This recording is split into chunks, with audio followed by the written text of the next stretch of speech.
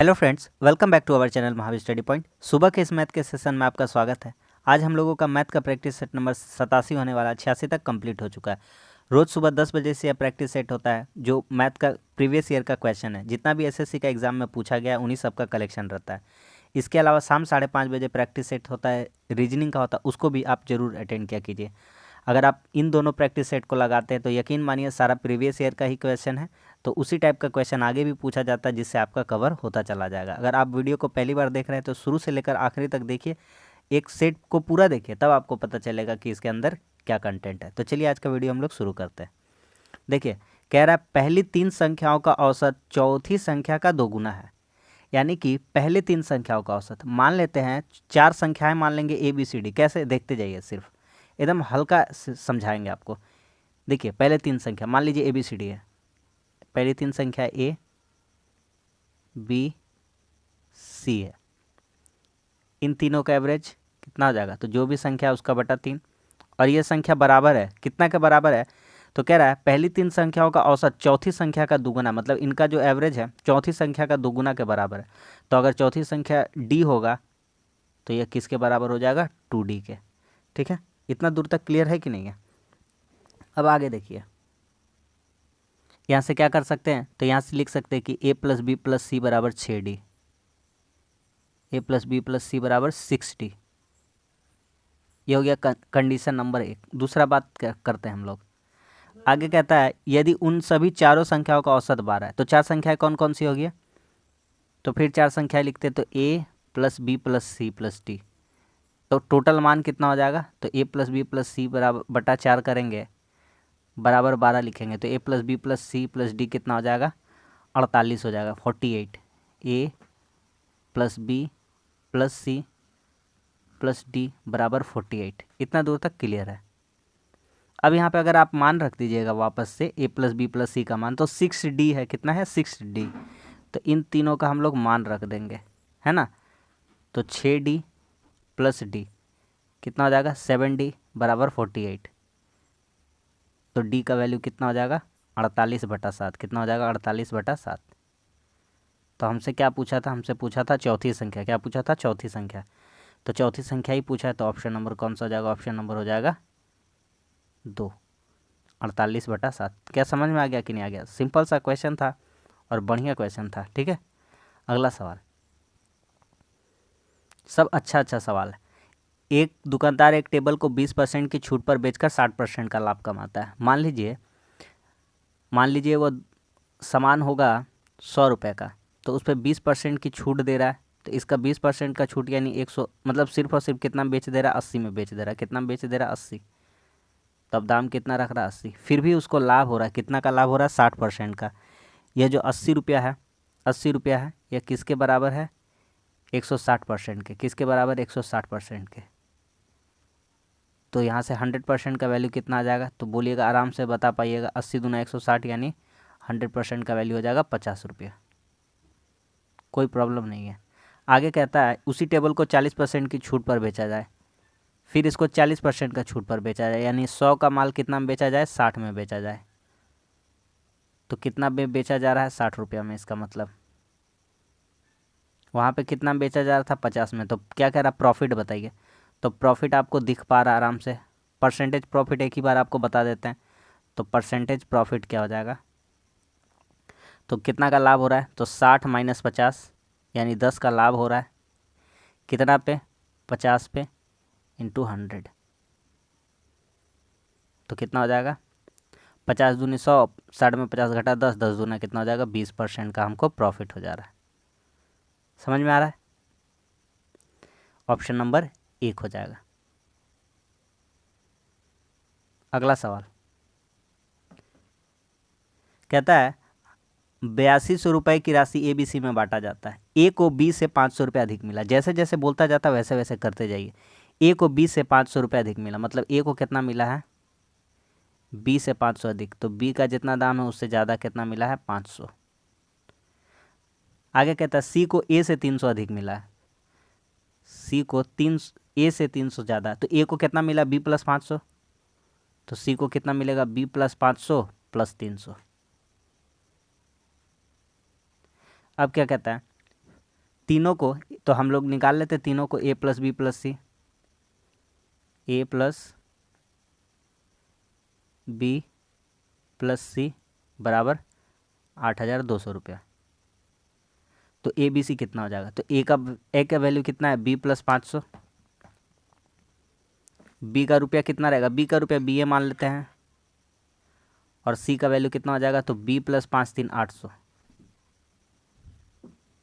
बराबर 8200। अब कितना हो रहा है? तो 1 2 3 भी 8 5 13, 8200 में इधर आके घट जाएगा 8 5 1300, 69 हो जाएगा। बी का वैल्यू कितना हो जाएगा? 69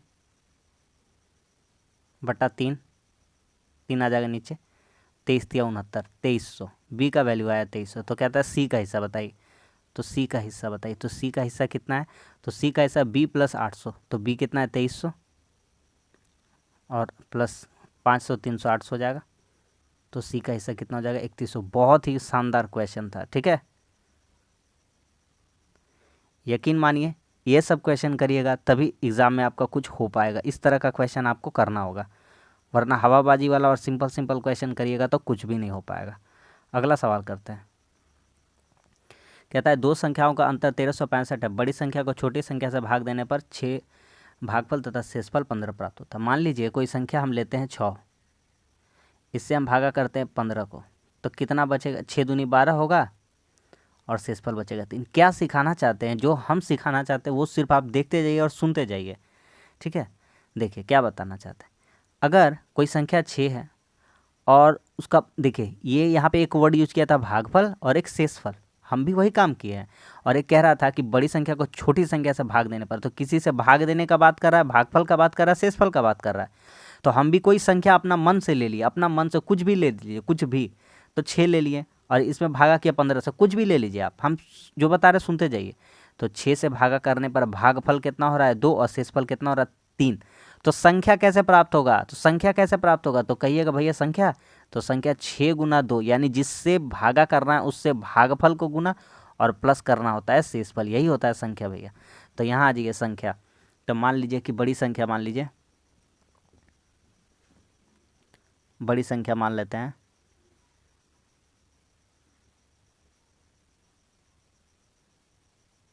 छोटी संख्या से भागा देना है ना, छोटी को मान लेते हैं,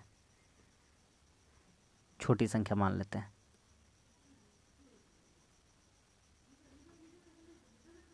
छोटी संख्या मान लेते हैं, छोटी संख्या x है। कितना है? x है। तो बड़ी संख्या क्या हो जाएगी?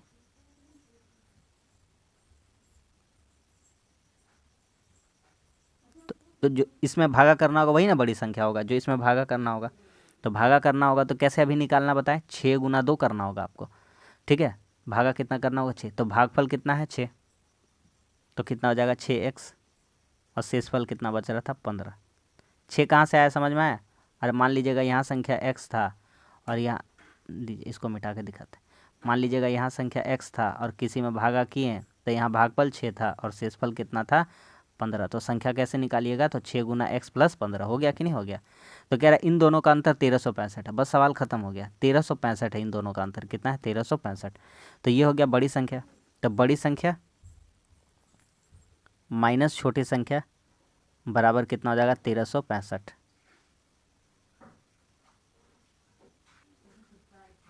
तो 6x में से एक x चला जाएगा, कितना हो जाएगा? 5x। और 1365 में ये 15 आकर घट जाएगा तो कितना हो जाएगा? 1350। तो 5 तिया 15 और 5 एकम 5, तो 310। कितना? 310 आ रहा है ना? नहीं, 5 दूनी 10, 5 सत्ते 35, तो 270। तो x का वैल्यू कितना आ जा रहा है? 270। तो क्या मांगा है? छोटी संख्या। छोटी संख्या ही तो x मान लिए थे हम लोग। तो कितना हो जाएगा हमारा? 270। Option number B. बहुत ही शानदार सा सवाल था। अगला सवाल कहता है दिया गया है कि एक पुरुष किसी कार्य को करने के मामले में महिला की तुलना में 2 गुना काम कुशल है। पुरुष और महिला, पुरुष का एफिशिएंसी 2 है, महिला का एफिशिएंसी कितना है? 1 है। क्या कहता है? 3 पुरुष 2 महिलाएं 2 दिन में काम कर देता है। तो काम निकालते हैं। काम, कहता है 3 पुरुष, तो 1 पुरुष का एफिशिएंसी 2 है, तो 3 पुरुष का काम टोटल कितना हो जाएगा 6, प्लस 2 महिलाएं, 1 महिला का एफिशिएंसी 1 है, तो 2 महिला का एफिशिएंसी कितना हो जाएगा 2 इंटू कितना दिन में काम कर रहा है 2 दिन में, तो टोटल काम हो गया 3 दूना 6 और 2 8, 8 दूना कितना हो गया 16। कहता है तो अकेली कार्य करते हुए कोई महिला अकेला कितना दिन में पूरा करेगा, तो महिला का बताना है, तो सिंपल सा महिला बताना है, तो टोटल काम कितना है 16, महिला का एफिशिएंसी कितना है 1, तो कितना दिन में पूरा कर देगी 16 दिन में। Option number B, 2 number option. ठीक है, अगला सवाल, इसमें आपको एक चीज़ सिखाएंगे, पहले मेरा बात समझ लीजिएगा ध्यान से, देखते जाइए। लिखा, ये जो आपका सामने लिखा हुआ 1/2, इसको 2 डिजाइन में आप लिखे, या तो हम लिख सकते 2 गुना 1, या तो हम इसको लिख सकते 1 गुना 1 प्लस 1, 2 तरीका से भी लिख सकते, कोई दिक्कत नहीं है, दोनों बात समझाते हैं, देखते जाइए। अच्छा, 1/2 को हम अलग अलग लिख देंगे, 1/2 और एक जगह 1 लिख देंगे। ठीक, तो हमको लाना है 1/2, तो ये कैसे लिख सकते हैं, तो अगर हम 1 को पहले लिख देते हैं, घटाव कर देते हैं, तो 2 1 कम 2 और 2 में 1 घटा 1/2, तो ये हो सकता है, कब हो सकता है जब इसको तोड़ 1/2 लिखें, इसको तोड़े। ठीक है, कब तोड़े, जिनका दोनों का बीच का अंतर हमेशा 1 में तोड़िएगा। कैसे, और एक एग्जांपल बताएं, और एक एग्जांपल बताते हैं, जैसे 1/6 1/12 कुछ भी ले लीजिए, 1/12 ले लीजिए, तो इसको तोड़िए आप 1/3 में और 1/4 में तोड़िए, कितना में तोड़िए 1/3 1/4 गुना के 12 हो जाएगा। तो अब आपको चूंकि लाना है 1/12 लाना है, तो कैसे लिख पाइएगा, तो लिखिएगा 1/3 घटाओ 1/4, देखिए दोनों का अंतर 1 आना चाहिए। ठीक है, तो 4 कम 4 हो जाएगा, 3 कम 3 हो जाएगा, 1 कितना आ जाएगा नीचे 12 आ जाएगा। जो चीज़ समझाएं आराम से आपको समझ में आ गया। और एक चीज़ यहीं पे समझा देते, ये n वाला मामला समझा देते, देखिए ऐसे ही लिखे 1 गुना और दोनों का प्लस में कितना लिख देना है 1 लिख देना है। देखिए जैसे ये वाला कीजिएगा 4 कीजिएगा, तो n मान लीजिएगा इसको, तो ये 4 कैसे लिखाएगा इंटू n+1 लिखेगा, बस सवाल ख़त्म हो गया। अगर इतना बात अगर मेरा समझ गया आप, तो पूरा बात हमारा समझ जाइएगा। अब आते हैं सवाल पे। ठीक है,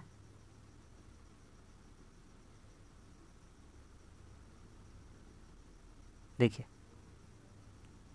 अब बनाते हैं सवाल। तो 1/2 को कैसे लिखिएगा, तो फटाफट बोलते जाएंगे कि 1/2 को लिखेंगे हम 1 घटाओ 1/2, 1 घटाओ 1/2, फिर प्लस है तो प्लस।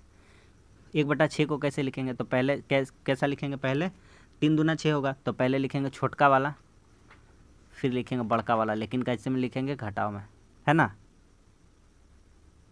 फिर कैसे लिखेंगे 1/12 को, तो पहले छोटका वाला प्लस है तो प्लस और फिर बड़का वाला घटाओ। इस तरह से आप चलते जाइएगा कि नहीं चलते जाइएगा, इस तरह से चलते जा रहे हैं। और एक टाइम आएगा जब पहुंचेंगे तो लिखेंगे 1/n माइनस 1/n+1। बोलिएगा एकदम सही बात है, कैसे दिखाइए आप थोड़ा सा, तो ये देखिए इसको 3 को मानिए n, तो ये 4 कैसे लिखाएगा n+1, तो उसी तरह से लिखा हुआ है। अब एक और चीज़ देखिएगा, आप वहाँ उतना दूर से आते आते रास्ता में आपको दिखेगा कि ये 1/2 प्लस माइनस कट गया, 1 - 3 कट गया, 1 - 4 इस तरह से कट जाएगा, इस तरह से ये भी कट जाएगा, बचेगा सिर्फ और क्या क्या, वो हमारा मुद्दा होना चाहिए। तो बचेगा यहाँ पे 1 घटाओ 1/n+1। पूरा हम शिद्दत से आपको ये सवाल समझाने का कोशिश कर रहे हैं, इतना बचेगा। तो अब n+1 को डायरेक्ट गुना कीजिएगा 1 से, तो n+1 ही हो जाएगा, और यहाँ पे माइनस है कितना 1/n+1। अब देखिए सवाल ख़त्म, तो +1 और -1 क्या हो गया, कट गया, तो बचा क्या क्या n/n+1, सवाल ख़त्म। तो इस क्वेश्चन का आंसर कितना हो जाएगा n/n+1, ऑप्शन नंबर सी। उम्मीद करते हैं जितना समझाया आपको समझ में आ गया बात। अगला सवाल बहुत ही बढ़िया और अच्छा सा सवाल है, कह रहा है ए का वैल्यू बताइए। तो फैक्टर इसको कर सकते हैं तो कर देते हैं, कर सकते हैं, देखिए कैसे, 2a² प्लस है, और ये -1 को इधर लेके आएंगे तो -3 हो जाएगा बराबर 0। फैक्टर निकालते हैं, तो 2 तिया कितना हो जाएगा 6, 2 तिया कितना हो जाएगा 6, तो 2a² प्लस 3 दूनी 6 3a माइनस 2 माइनस 3 बराबर 0। फैक्टराइजेशन कर रहे हैं गुणनखंड। तो कॉमन निकालते तो a कॉमन आएगा तो बचेगा अंदर में क्या क्या 2a प्लस 3, बाहर माइनस निकलेगा 1, यहाँ कुछ छूटा है, यहाँ छूटा है a, तो यहाँ बचेगा 2a, बाहर माइनस निकला तो अंदर का साइन बदल जाएगा 2a प्लस 3 बराबर 0। तो यहाँ से दो ठो वैल्यू हमको दिख रहा है, इधर और इधर। 2a प्लस 3 बराबर 0, तो यहाँ से a का वैल्यू कितना हो जाएगा -3/2। तो हमको साफ साफ दिख गया है, a को आ गया -3/2। और निकालते हैं, और a - 1 बराबर 0, तो a बराबर कितना हो जा रहा है यहाँ से +1।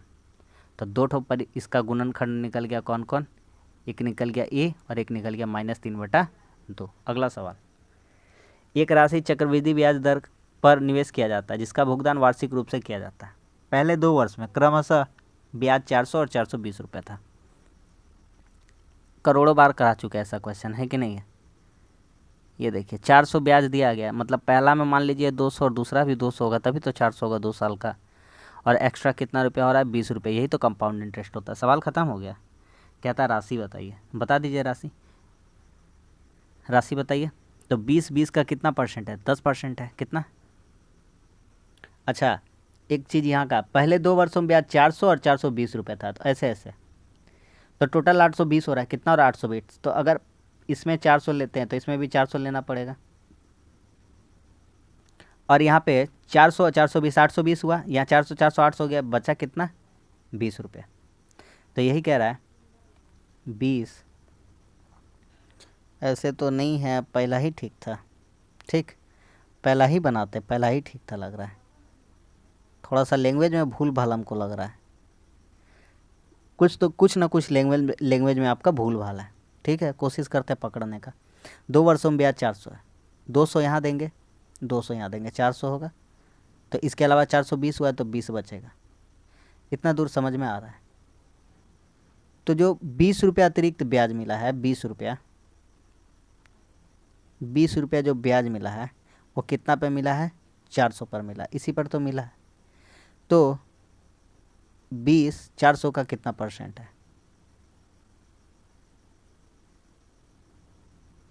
तो देखिएगा तो कहिएगा 5% है। कितना परसेंट है, 5% है, ठीक है भैया। तो ब्याज यहाँ से अगर अब निकालते हैं, क्या निकालना है, राशि निकालना। राशि निकालने का फॉर्मूला 100 गुना ब्याज,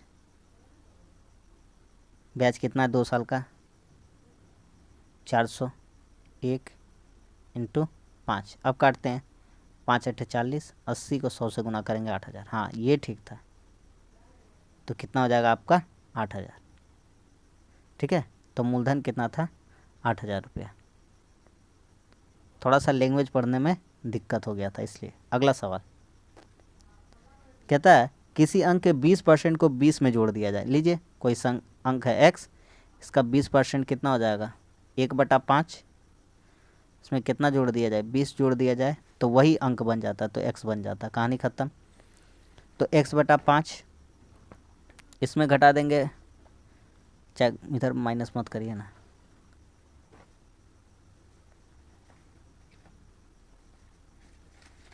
क्या करिए कि x - x/5 इधर लेके आ जाइए, यही कितने के बराबर हो जाएगा 20 के। तो 5x में एक गया, 4x/5 बराबर 20, तो 4 × 5 = 20, तो x का वैल्यू 5 × 5 कितना हो जाएगा 25। हो जाएगा कि नहीं हो जाएगा। तो कितना अंक होना चाहिए, अंक होना चाहिए 25। ख़त्म हो गया सवाल। अगला सवाल कहता है, देखिए बहुत ही बढ़िया सवाल है, आराम से इसको बनाइए। कहता है x/6 बराबर y/3 बटा 8 बराबर z/5 z - 5/12, हाँ, तथा x y z 21, तो y z का मान है। बहुत बढ़िया क्वेश्चन है। x/6 बराबर y/3, थोड़ा थोड़ा कुछ डायरेक्ट करेंगे काम, उसको आपको समझना पड़ेगा। डायरेक्ट लिख देंगे, उतना भी भारी कुछ नहीं लिखना है, बराबर के मानते हैं के। अब देखते जाइए, हम एक्स वाई जेड का मान आपको दिखाते हैं। तो एक्स का मान हो जाएगा 6 के, वाई का मान हो जाएगा 8 के प्लस 3, 3 उधर आ जाएगा प्लस में। जेड का मान हो जाएगा 12 के प्लस 5। अब क्या कहता है, तो बस अब सवाल ख़त्म लग रहा है। X plus y plus z का मान निकालिए। तो x plus y plus z आप जोड़िएगा तो कितना आएगा देखिए। तो x plus y plus z, x plus y मान रखते जाते हैं ना, क्या दिक्कत है, कोई दिक्कत नहीं है। तो एक्स का मान कितना है 6 के, वाई का मान कितना है 8 के प्लस 3, जेड का मान कितना है 12 के प्लस 5। और ये टोटल मान किसके बराबर, 21 के, एक्स वाई जेड। तो यहाँ से 6 8 कितना हो जा रहा है 14 12 26 के, और यहाँ कितना हो जा रहा है 3 5 8 उधर जाके घटेगा 13। तो के का वैल्यू आ जाएगा 1/2। के का वैल्यू कितना आ जाएगा 1/2।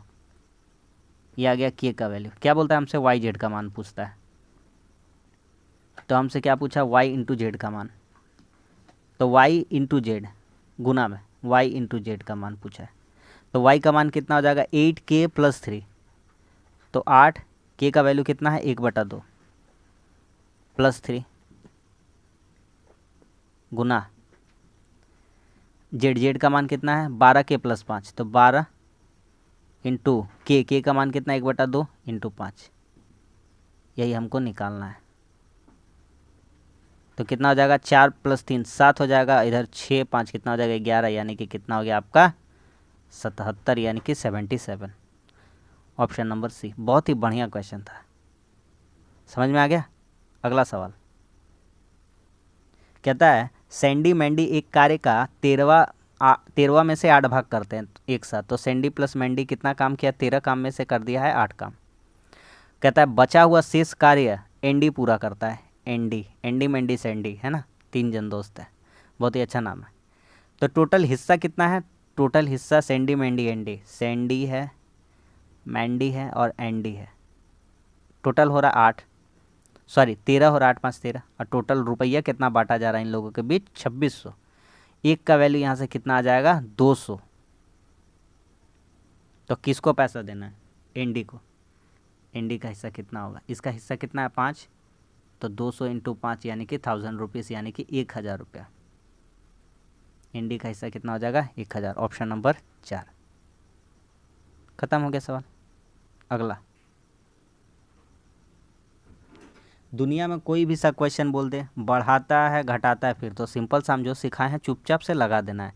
10% का पहले वृद्धि हुआ है, फिर -20% का कमी। हम पढ़ने ही नहीं जाएंगे कि क्या बोला है, हम सक्सेसिव अपना लगा देंगे जो जानते हैं हम लोग, बटा 100। क्या जानते हैं कि प्लस है तो प्लस, फिर कमी हुआ, पहले वृद्धि पहले फिर कमी, तो प्लस माइनस। और प्लस माइनस क्या होता है माइनस, तो यहाँ पे क्या बिठाना होता है माइनस। ख़त्म सवाल।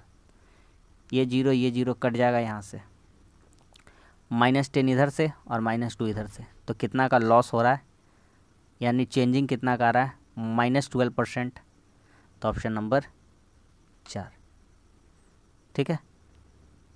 अगला सवाल कहता है किसी वृत्त की त्रिज्या में 50% की वृद्धि होती है। 50% का वृद्धि का मतलब समझिए, 50% का फ्रैक्शन वैल्यू, एकदम हल्का हल्का चीज़ सिखाएंगे, एकदम बढ़िया बढ़िया चीज़। 50% का फ्रैक्शन वैल्यू 1, वृद्धि हुआ है, इसका मतलब पहले कहीं रहा होगा 2, तब हो गया है 3। तो वृत्त का क्षेत्रफल का फॉर्मूला πr²। तो πr², आर का मान 2, तो 2 का स्क्वायर। और इधर देखते हैं कितना हो रहा है, तो इधर पाई क्या लिख दे रहे हैं, वृत्त के क्षेत्रफल πr²। लिखे पाई तो कट ही जाना है, क्या लिखे हैं फिर भी लिख देता πr²। ये त्रिज्या ही है तो 2 का स्क्वायर। इधर करते तो पाई त्रिज्या स्क्वायर यानी 3 का स्क्वायर। पाई पाई दोनों तरफ कैंसिल आउट हो जाएगा। 2 का स्क्वायर 4, 3 का स्क्वायर 9। इधर आ रहा है 4, इधर आ रहा है 9। कितना का बढ़ोतरी हो रहा है 5 का, कितना पे 4 पे इंटू 100। तो 4 25 से 100, 25 बचे 125%। कितना का क्षेत्रफल में क्या हो रहा है, वृद्धि हो रहा है 125% का। Option number 2। क्लियर है। एकदम हल्का हल्का बेसिक बेसिक सब सवाल है। 5 मशीन एक चापाकल 12 दिन में लगाती है। 5 मशीन एक चापाकल 12 दिन में लगाती है। चापाकल एक है, काम मतलब एक हो रहा है। उसी चापाकल को मतलब उतने चापाकल लगाना है, एगो 4 दिन में गाड़ना है, तो कितना प्रतिशत मशीन अधिक लगेगा? मान लेते हैं एक्स अधिक लगेगा। 4 तिया 12, यहाँ कितना हो गया? 5 तिया 15। एक्स का वैल्यू कितना आ गया? 15। पहले कितना मशीन था? पहले मशीन था 5, अब मशीन कितना लग रहा है? 15। पहले मशीन 5 था, अब 15 लग रहा है। कितना ज़्यादा लग रहा है? 10। कितना पे? 5 पे, इंटू 100। 5 दूनी 10, 20 10 से 200%। अतिरिक्त मशीन बोला था, ठीक है? आ रहा समझ में? अगला सवाल, माध्य बताना। चलिए मुंह से जोड़ते हैं। 2 2 4 3 7 4 11 5 16 5 21 7 28 8 36। देखिए हो गया, जोड़ा गया 360। कितना संख्या जोड़ लीजिए? 1 2 3 4 5 6 7 8। 8 चौके 32, 8 पचे 40, 45। ऑप्शन नंबर ए, ठीक है? अगला सवाल कह रहा है, ये आंकड़ा दिया गया है, भूटान में सर्वप्रथम किस चावल वर्ष के उत्पादन में गिरावट हुई? भूटान से मतलब है ये नहीं देखना, ये नहीं देखना, ये नहीं देखना, ये नहीं देखना, ये नहीं देखना, हटाइए इसको। भूटान में सबसे पहले कौन सा गिरावट है? पहले 14.5 था 2001 में, फिर बढ़ गया, फिर घट गया। यहाँ देखिए घटा तो 16.2 हुआ। 16.3 से 16.2 हो गया। कौन सा साल में हुआ? 2003 में। कब हुआ है? 2003 में। Option number C. किस वर्ष गिरावट महसूस हुआ है? 2003 में। अगला सवाल रीजनिंग का सवाल है, मैथ में डाल दिया तो हम भी डाल दिए हैं। देखिए 9, 9 का स्क्वायर में एक कम, 9 है, 9 में एक कम करिएगा तो कितना हो जाएगा? 8, और 8 का रूट अंडर कर दिया है बस। उसी तरह से प्रोसेस समझ लीजिए। ये है 10, 10 में एक करेंगे 9 का, 12, 12 में एक कम करेंगे 11, 11 का ये वाला। इसका कोई रिलेशन यहाँ पे नहीं है। 8 और 36 का कोई भी रिलेशन नहीं। 8 से एक कम होता 7, 49 होना चाहिए अंदर में। कितना होना चाहिए था? 49। तो ये अलग है, यही पूछा था। अगला सवाल देखिए, यहाँ से मुंह से करते का काम पहले। 4 8 32, 8 हो जाएगा। 8 दूना 16, 40 में 16, 40 में 16 घटेगा, कितना बचेगा? 24। नीचे आते हैं, यहाँ 28 बचेगा, 4 से काटेंगे, यहाँ बचेगा 7, 3 सते 21, 37 में 21 जाएगा, कितना बचेगा? 16। कुछ गड़बड़ी कहीं पे भी? कुछ महसूस हो रहा है गड़बड़ी? 28, 4 सते 28, 7 या 21, 37 में 21 घटेगा, कितना बचेगा? 16। ऊपर में कितना बच रहा था? इतना बच रहा था। 8 दूना 16, 8 तिया 24। ये तो गड़बड़ी हो गया है, कुछ तो समझ में नहीं आ रहा। कहीं कुछ गड़बड़ी कर रहे तो बताइए। 4 8 32 ठीक तो है। 2 8 16, 40 में 16 घटेगा तो 24 से ना बचेगा भाई। हाँ, नीचे कुछ गड़बड़ी हो रहा होगा। 34 में 6 घटेगा, कितना? 28 से 34, 28 होगा। 4 से 28 काटेंगे 7 बार में, 7 यह होगा 21, और 37 में 21 घटाएंगे तो कितना बचेगा? 16 ही तो बचेगा। 24/16 आ रहा है मेरा। तो 8 दूना 16, 8 तिया 24 हो रहा है। कहाँ मिस्टेक हो रहा है? 3/2 आ रहा है मेरा आंसर। कहीं दिक्कत? मिटा के देखते साफ से, जो हमको ना दिख रहा हो। अब देखिए इत्मीनान से फिर से।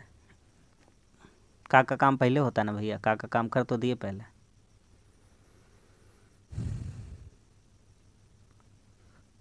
ना, हम लोग का तो बिल्कुल सही है।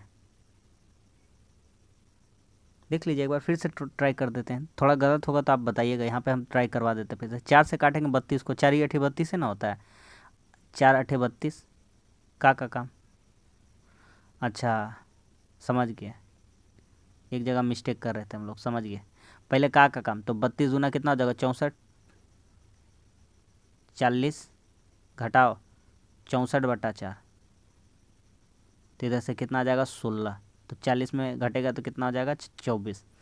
और नीचे आ रहा था, वही तो आ रहा है भाई साहब।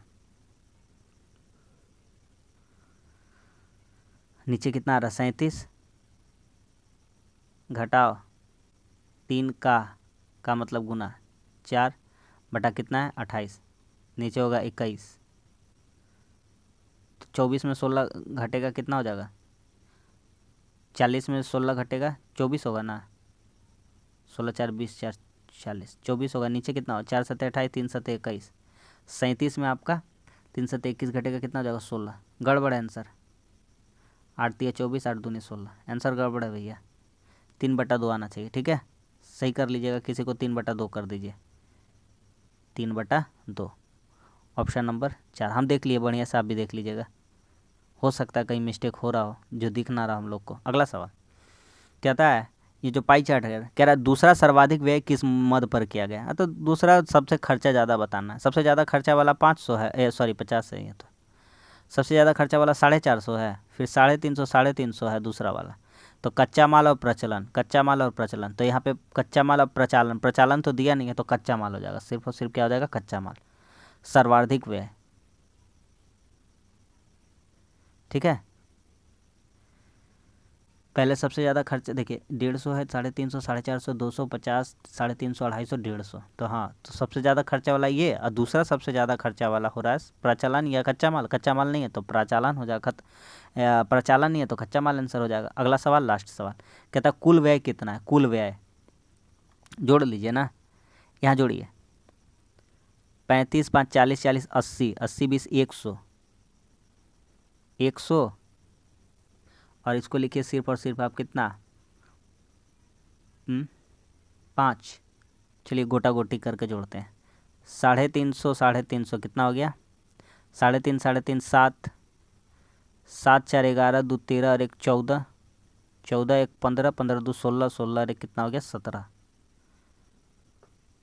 18, कहीं कुछ गड़बड़ी, खुचड़ा बाद में जोड़ेंगे, 3 4 7 2 9 9 3 12 12 2 14 14 और 1 15 15 और 1 16, ये 50 50 16, ये 17 और ये 18, 50 50 वाला ख़त्म। 18 कितना हो रहा है 18 लाख में, तो ये हो जा रहा है 1800 लाख, ऑप्शन नंबर 2। तो बस आज के लिए इतना ही, आज भी हमारा 20 क्वेश्चन हो गया और बढ़िया बढ़िया क्वेश्चन की लेवल आप देख सकते हैं। तो पहले प्रैक्टिस सेट को अगर आप ओपन कर रहे हैं, चैनल पर आ रहे हैं तो पूरा देखिए, तभी आपको समझ में आएगा कि अंदर का कंटेंट क्या है और कैसा टाइप का हमको पढ़ना चाहिए। तो उम्मीद करते हैं कि आपको प्रैक्टिस सेट अच्छा लगता है और हमारा मेहनत आपकी किसी काम आ रहा हो। तो वीडियो अच्छा लगता है तो लाइक कर दीजिए, हम उतना कम आपको मतलब बीच में डिस्टर्ब नहीं करते हैं, सिर्फ अपना कंटेंट पे हम लोग फोकस करते हैं और कम समय में हम लोग अच्छा कंटेंट पढ़ने का प्रयास करते हैं। तो वीडियो अच्छा लगा तो लाइक कर दीजिए, कैसा लगा कमेंट्स करके बताइए, और हाँ हमारे चैनल पर नए हैं तो हमारे चैनल को सब्सक्राइब जरूर कर दीजिए। मिलते हैं अगली वीडियो में, तब तक के लिए धन्यवाद, जय हिंद।